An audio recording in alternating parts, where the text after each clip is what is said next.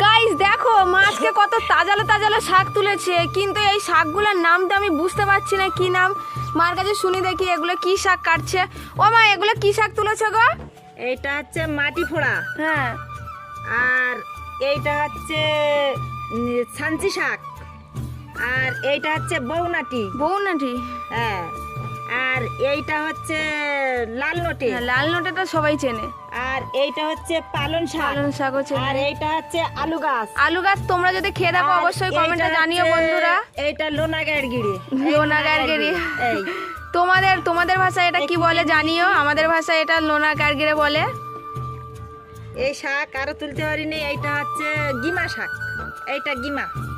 আর এটা কি শাক? এইটা হচ্ছে তেলাকুচু, আর আর- তেলাকুচু শাক।